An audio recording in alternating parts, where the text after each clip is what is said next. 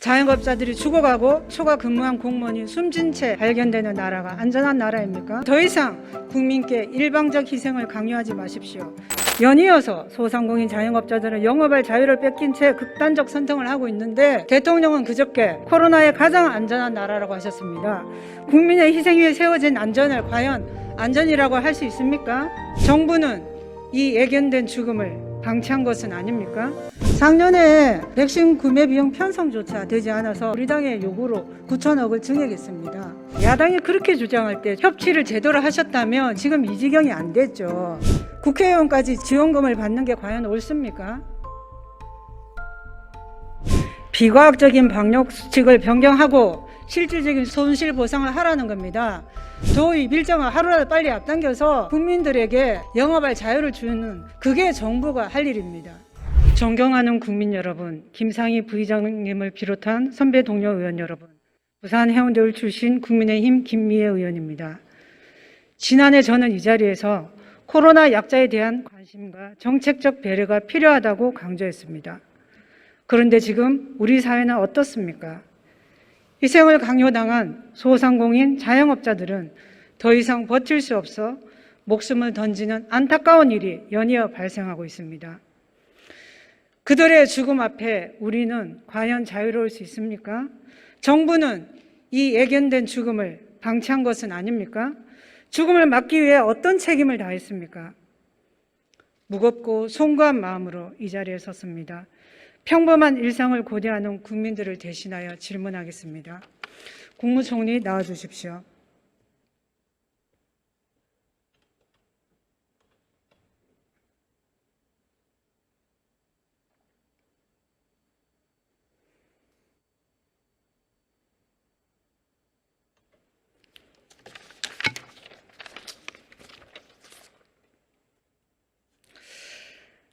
문재인 대통령의 코로나 희망 고문은 한두 번이 아닙니다. 지난해 12월 코로나 긴 터널의 끝이 보인다. 올 3월 코로나의 기나긴 싸움도 이제 끝이 보인다. 6월에는 추석에는 가족끼리 만나고 마스크를 벗고 대화를 나누겠다고 하셨습니다. 그런데 지난 7월 12일 수도권 4단계 고강도 방역 시행 첫날 짧고 굵게를 말씀하셨지만 연장에 연장을 거듭하다가 12주나 연장되었습니다. 국민은 이제 대통령께서 말씀만 하시면 오히려 확산세가 증가한 탓에 말씀하지 마시길 바랄 정도입니다. 결국 부정확한 메시지로 희망 고문을 한 것이고, 정부를 믿고 인내했던 국민들은 큰 배신감을 느끼고 있습니다. 미안한 마음이 있다면 국민께 사과하는 게 도리 아닙니까? 대통령께서 안 하시니 총리께서라도 국민께 한 말씀 해주십시오. 예, 저희들 정말 국민 여러분께 감사합니다. 우선 무엇보다도 지금 이 정도 상태로 상황이 관리되고 있는 것은 오로지 사회적 거리두기라는 어려움을 감수해 주시면서 협력해 주신 국민 여러분의 덕분입니다. 그 과정에서도 거듭 죄송한 것은 소상공인 자영업자 등 이 희생이 집중되고 있는 데 대해서 정부는 정말 죄송하게 생각합니다. 그러나 어떤 형태로든지 그분들의 다시 삶이 이어지고 회복될 수 있도록 최선을 다하겠습니다. 그동안 여러 가지 협력해 주신 국민들께 거듭 감사하고, 또 희생을 강요당하고 있는 그런 계층의 국민들께는 죄송하다는 말씀을 드립니다. 총리께서 위드 코로나로 전환 시점을 묻는 질문에 감기나 독감 수준으로 관리 가능한 의료체계, 백신 접종률 70%를 고려할 때 10월 말쯤 가능하다고 하셨죠. 10월 말 정도가 되면 백신 접종률이 백신 접종 완료율이 한 70%가 되니까 그때쯤에 가서 다른 여러 상황, 아까 얘기한 중증화율이라든가 의료의 대응 역량 이런 부분들을 고려해서 그때쯤에는 다음 단계를 국민 여러분들께 말씀드릴 수 있겠다, 그렇게 답변드렸습니다. 총리님, 네. 그때부터 검토하시겠다는 겁니까? 아니면 아닙니다. 지금 준비하고 있다는 준비는 하고 있죠. 준비는 하고 있지만 섣불리 또 잘못 말씀드리면 또 이게 여러 가지 방역에 대해서 조금 이완될까 하는 그런 또 두려움이 있는 것도 사실입니다. 그러면 준비 상황을 지금 말씀해 보십시오. 지금 아직도 구체적으로 뭘 어떻게 하겠다 이런 건 없지만은 의원님께서 지적하신 대로 요 다음 단계라면 어떤 모습이 가능할까 이런 부분들은 각 이 방역대책본부, 중앙사고수습본부 등등에서 여러 전문가들과 만나서 또 현장에 여러 의견들을 지금 모으고 있는 중입니다. 총리님, 국민들은 생존의 절벽에 매달려 있습니다. 그런데 이 정부는 코로나 백신 도입할 때도 그렇고 지금도 그렇고 제가 정부에 질의했더니 현재도 검토 중입니다. 장관님 역시 검토 중이신데 제가 지금까지 검토한다는 말만 수십 차례 들어왔습니다. 보십시오. 복지부의 답변이 10월 말 11월 초에나 검토한다고 합니다. 준비하기 위해서 지금 준비해야지 그때 시행 여부를 확인할 수 있죠. 사적 모임, 영업시간, 위중증, 병상 확보, 의료인력 관리 등 지금부터 만반의 준비를 해 나가야 하는 게 일반적이고 정상적인 시스템 아닙니까? 예, 너무 안일한 것 같습니다. 백신 도입에서 보였던 그 안일함이 또 나온 것 같습니다. 어떻습니까? 의원님 지적하신 대로 저희들이 아마 곧 의원님한테 답변은 아마 여러 가지 또 변수 등이 생길까 싶어서 좀 보수적으로 답변을 드리는 것 같고요. 그러나 정부 입장에서 어떻게 그때 가서 검토한다 이런 편한 생각을 할 수는 없습니다. 저희들 나름대로 지금부터 여러 전문가뿐 아니라 각 분야 또 관계자들, 이해 당사자들 다 의견을 모아서 아까 이야기한 대책을 수립하겠습니다. 총리님, 당장 위드 코로나로 전환하지 못하는 주된 이유는 무엇입니까?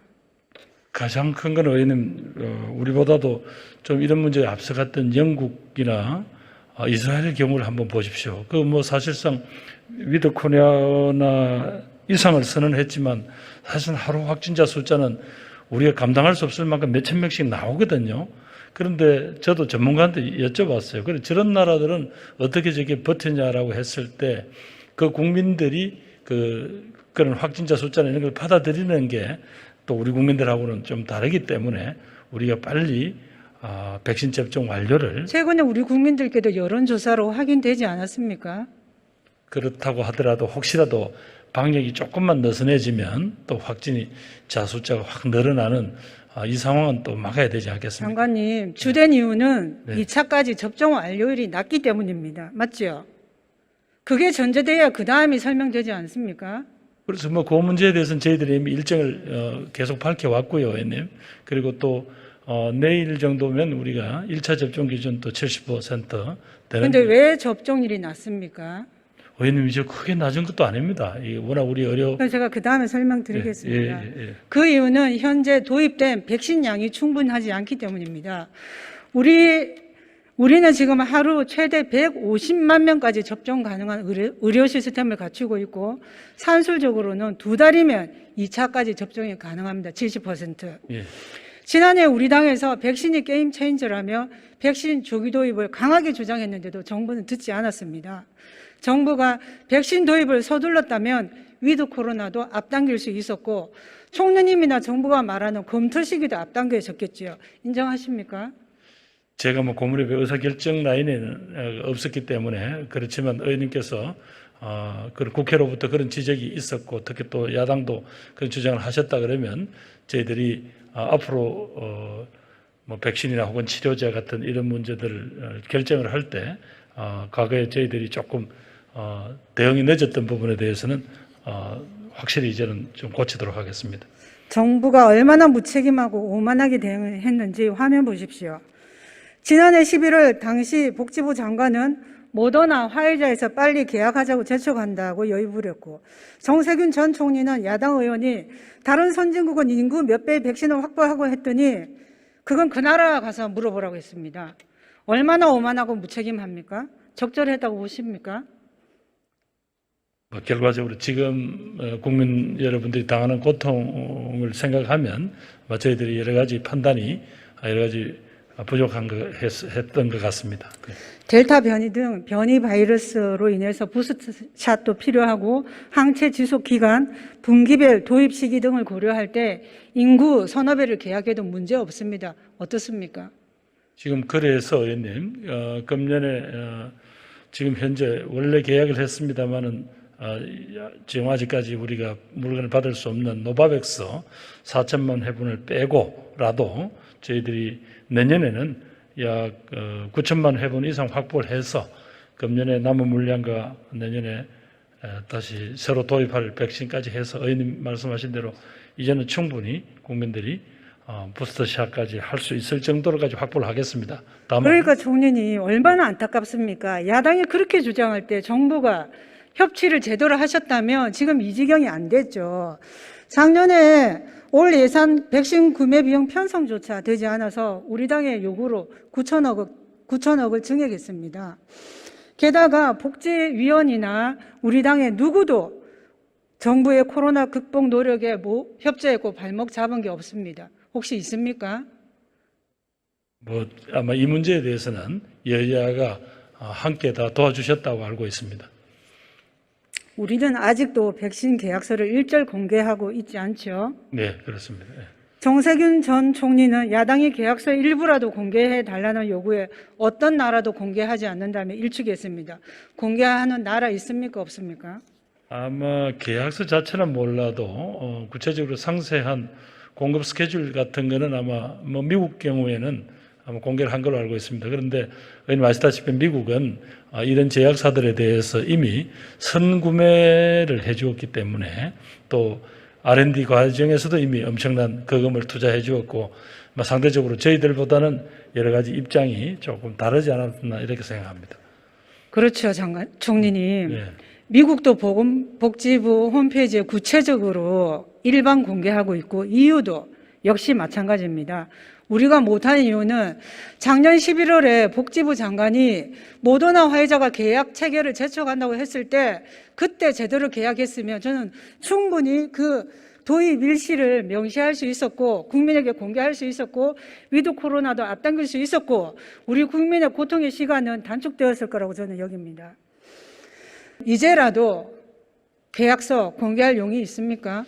지금 아마 지금은 아직까지 우리가 어려운 위치 아닌가 이렇게 판단합니다. 그래서 아직은 공급회사 측에서 동의를 하지 않는데 우리가 먼저 공개하기는 어렵지 않겠습니까? 그러니까 국정 운영하는 분들의 결단력이 얼마나 중요합니까? 계약 체결 제촉한다고 할 때 우리가 갑의 입장이 될 수도 있지 않았습니까? 의원님 그런 비판 자체는 뼈아픕니다만 그럼에도 불구하고 지금은 빨리 계약된 물량들이 제때 들어와서 국민들에게 2차 접종 완료하는 것이 저희들한테 주어진 제일 큰 임무인 것 같습니다.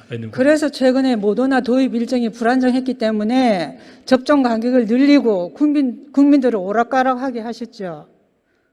조금 착오가 있었습니다. 네. 청와대는 대통령의 모더나 CEO와 영상통화까지 공개하면서 도입 시기를 2분기로 앞당겼다며 얼마나 홍보에 열을 올렸습니까? 그런데 정작 올 2분기 도입 물량은 전체 물량의 고작 0.27%에 불과했습니다.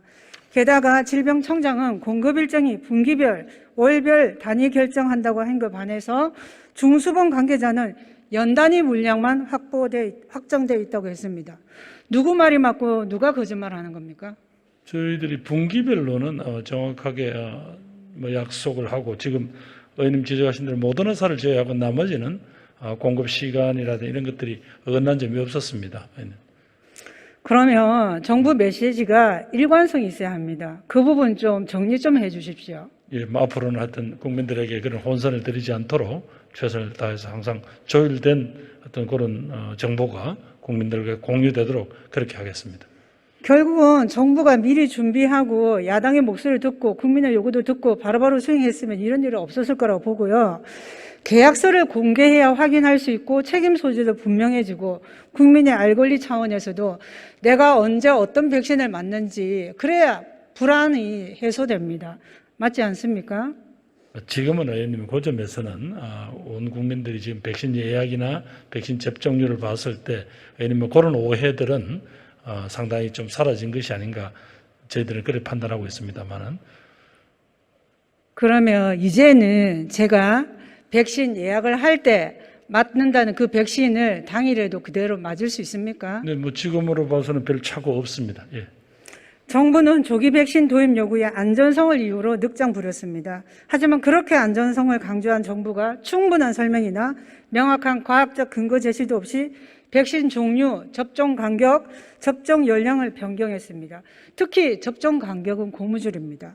화이자 접종 간격을 3주에서 4주로 변경할 때 접종자와 의료기관이 모더나 접종 간격 4주와 혼동할 수 있어 통일했다. 3, 4주 원칙을 과학적 근거나 설명도 없이 6주로 변경했습니다. 이러고도 방역은 과학이라고 하실 수 있습니까? 정부 내에 전문가가 있기나 한 겁니까? 예, 의원님 어떻게 이런 중요한 결정을 정부 공무원 몇 사람이 정하겠습니까? 요거는 여러 가지 전문가위원회의 항상 조언을 받아서 하는데, 의원님께서 말씀하신 4주와 6주는 허용된 말하자면 렌즈라고 하나요? 그 안에 들어가 있는 기간입니다. 그래서 아까 원래 이제 공급하기로 한 제약사에서 제때 물건이 안 들어오니까 저희들로서는 이거 자칫하다가는 더 큰 문제가 발생해서는 안 되니까, 한쪽에서는 그 제약사에다가 정부 대표단을 보내서 이런 상황을 설명을 하고 물량 확보를 위해서 노력을 하면서, 한쪽에서는 그래도 더 상황이 악화되는 걸 막기 위해서 부득이하게 아마 그런 설정을 한 것 같은데요. 의원님 이런 결정을 할 때 저희들이 아무리 그렇지만 전문가들의 어떤 조언 없이 저희들이 행정적 편의에 따라서 이렇게 하지는 않습니다. 그러면 국민이 납득할 수 있도록 과학적 근거를 제시하고 충분한 설명을 하셨어야죠. 그렇지 못했습니다. 어제 총리는 델타 변이의 화이자 접종 효과를 40%로 하셨고 1차, 예. 그렇죠. 1차, 예. 2차는 80% 이상이라고 하셨습니다. 맞습니까? 네, 그건 전문가들이 그렇게. 네. 그렇다면 접종 간격 원칙에 맞춰서 2차 접종률을 높이는 게 과학적이고 전문적인 거죠. 지금 저희들이 요 약속한 물량들이 제때만 도착한다면 의원님이 청구대로 그렇게 할 수가 있습니다. 다만 이번에 봤을 때 모더나사라는 데가 의도적으로 무슨 이렇게 약속을 못 지킨 게 아니라 아마 전 세계에 놓여져 있는 자신들의 생산 기지에서 여러 가지 약간의 착오가 생겨서 그런 어려움이 있었는데, 지금은 대충 이제는 그렇게 생산 역량이 확보된 것으로 저희들이 알고 있습니다. 그래서 이제는 조금 저희들이 검토를 해서 의원님께서 말씀하신 대로 당길 수 있으면 당기는 2차 접종률을 빨리 높이고 접종 완료를 시킬 수 있도록 그렇게 저희들이 이제 준비를 해보겠습니다. 총리님, 제 질문의 취지는 결과적인 게 아니라 원칙대로 1차 접종은 30% 예방효과, 2차 접종은 88% 예방효과가 있다면 2차 접종률을 높이는 게 과학적이고 전문적인 게 아닙니까? 맞습니다. 맞는데 알겠습니다. 그동안 저희들이 몇 차례 그런데 원칙을 뒤집어서 접종 간격을 6주로 늘린 것은 대통령의 추석 전 1차 접종률 70%를 맞추기 위함이고, 이런 꼼수를 감추기 위해서 정부는 1차만 해도 효과가 있다고 거짓말을 해왔습니다. 화면에 보는 바와 같이 주요 선진국 중 1, 2차 접종률 차이가 싱가포르 1%, 독일 5%, 우리나라 26%로 압도적으로 큰 차이를 보이고 있습니다. 왜 이렇게 비정상적으로 다른 나라에 비해 차이가 많이 난다고 생각하십니까? 이 문제는 아마 델타 변이가 이렇게 완전히 우세종이 되기 전에 이런 정도로 우리가 접종 전략을 세웠지 않습니까?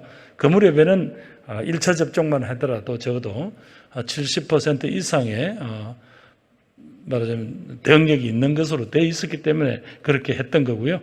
그런데 이게 이제 델타 변이에 왔더니 많은 전문가들이 이건 1차 접종만 가지고는 아까 말씀드린 대로 그런 한계가 있다. 그래서 빨리 2차 접종까지 서둘러야 한다라는 그런 충고가 있었고 그렇게 해서 저희들이 하고 있습니다. 총리님, 델타 변이가 대한민국에 온 게 아닙니다. 국민 건강과 안전보다는 1차 접종률을 높여서 백신 늑장 대응에 실책을 감추고 미국, 일본보다 접종률이 높다고 자랑하기 위해서입니다. 그렇지 않습니까? 얘는 대한민국 정부가 그렇게까지 국민을 무슨 속이고 한다는 게 가능하겠습니까? 아니, 이게 결과가 보여주지 않습니까? 제가 지어낸 게 아니지 않습니까? 1%, 5%, 7%인데 우리나라만 델타 변이가 왔습니까? 아니지 않습니까? 우리나라의 델타 변이가 이렇게 우세종이 된 것은 불과 한두 달 내입니다. 그래서 그 전에 우리가 국민들에게 던졌던 어떤 약속 자체가 마치 무슨 공허하거나 이런 건 전혀 아닙니다. 예. 지난 10일 23년 동안 맥주집을 운영한 50대 자영업자가 생활고 끝에 살고 있던 원룸을 빼서 직원 월급을 준 후에 극단적 선택을 했고, 같은 날 전남 여수의 치킨집 사장님도 경제적으로 힘들다, 부모와 지인에게 죄송하다는 짧은 유서를 남기고 극단적 선택을 했고, 최근 연이어서 소상공인 자영업자들은 영업할 자유를 뺏긴 채 극단적 선택을 하고 있는데, 대통령은 그저께 코로나에 가장 안전한 나라라고 하셨습니다. 국민의 희생 위에 세워진 안전을 과연 안전이라고 할 수 있습니까? 예, 다시 한번 의원님 이 자리를 빌려서 고인이 되신 분들께 거듭 정말 사죄의 말씀 올립니다. 또 97년 IMF 구제금융 당시 우리 국민들은 자발적으로 근무하기 운동을 했습니다. 국가적 고통을 함께 나누고자 했던 우리 국민들의 값진 희생이 만들어낸 가슴 벅찬 감동의 순간이었습니다. 그런데 2021년 코로나19로 국가적 위기를 맞고 있는 지금의 대한민국 어떻습니까? 예, 여러 가지 국민들께서 힘든 고통의 시간을 보내고 있다는 걸 잘 알고 있습니다. 하여튼 의원님께서 지적하신 대로 그 고통이 특별히 소상공인과 자영업자라는 이런 부분에 더 집중되는 데 대해서 안타까움을 금할 길이 없고, 저희들이 그래서 손실보상법을 제정했습니다만은 여러 가지를 아직 기대에 못 미칠 겁니다. 그래서 감히 정부를 대표해서 한 요청을 드리자면 이 고통이 바로 가게를 빌려서 영업을 하는 이분들에게만 집중되지 않는 그런 방법은 없는지를 한번 국회에서 논의해 주셨으면 감사하겠습니다. 전 국민 대상 지원금보다 1년 7개월 동안 코로나 직격탄을 맞고 있는 소상공인 자영업자, 문화예술인들에게 손실보상을 우선해야 합니다. 그것이 헌법 정신입니다. 국회의원까지 지원금을 받는 게 과연 옳습니까? 그 문제는 죄송합니다만 당시에 이 전국민 지원금을 판단할 무렵에는 사실상 조금 이렇게 4차 대유행이 오기 전이었습니다. 그래서 조금 저희들이 그 점에서는 오히려 이 방역보다는 오히려 조금 어려워진 내수 경제를 좀 살리는 쪽으로 좀 고민을 할 때였습니다. 그래서 의원님께서 지적하신 대로 오히려 더 어려운 층에 두껍게 지원해야 되지 않느냐는 의원님 지적에는 전 동의합니다만은 그 무렵에 전 국민 상생지원금 혹은 전 국민의 4분위까지의 상생지원금 검토는 그런 배경에서 이루어졌다는 걸 말씀드립니다.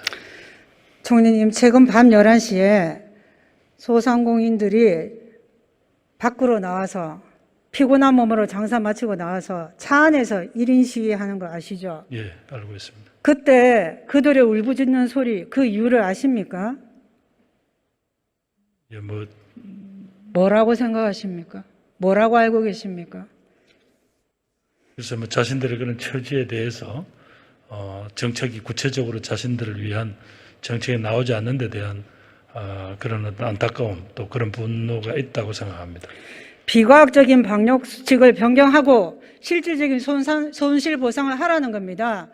무슨 코로나 바이러스가 오후 6시 기준으로 이전에는 활동이 더디고 밤이 되면 활동이 많습니까?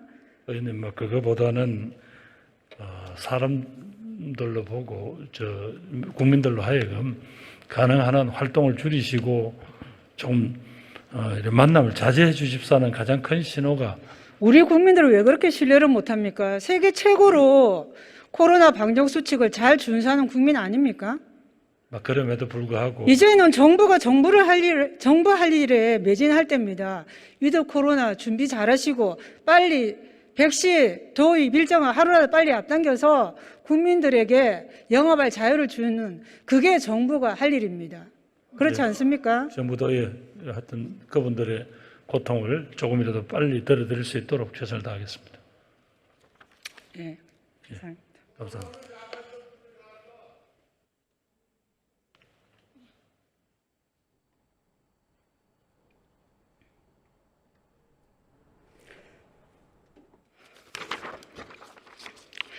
대통령께서는 코로나에서 가장 안전한 나라가 될 것이라고 했습니다.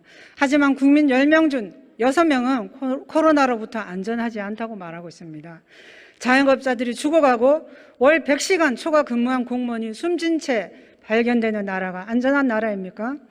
이들의 고통을 외면하면서 안전한 나라 운운할 수 있습니까? 미안한 마음이 조금이라도 있다면 먼저 사과해야 마땅합니다. 대통령은 사과해야 할 자리에는 숨고 자랑할 때만 나타나는 것 같습니다. 정부의 무능 무책임에 잘못을 덮으려는 꼼수까지 더해져 사회 안전망을 위협하고 평안한 일상 복귀를 늦추고 있는 것 아닌지 정부는 돌아봐야 합니다. 진짜 전문가의 말에 귀 기울이고 있는지, 정치적 고려 없이 정책 결정이 이루어지고 있는지 돌아봐야 합니다. 그리고 더 이상 국민께 일방적 희생을 강요하지 마십시오. 제도와 시스템으로 위기를 극복할 수 있도록 철저히 준비하십시오. 국민께 솔직히 알리고 책임지는 정부의 모습을 보여주십시오. 사랑하는 국민 여러분, 추석이 얼마 남지 않았습니다. 힘들고 어렵지만 가족, 이웃과 나누면서 더욱 풍성해지는 한가위 되시길 바랍니다. 경청해 주셔서 감사합니다.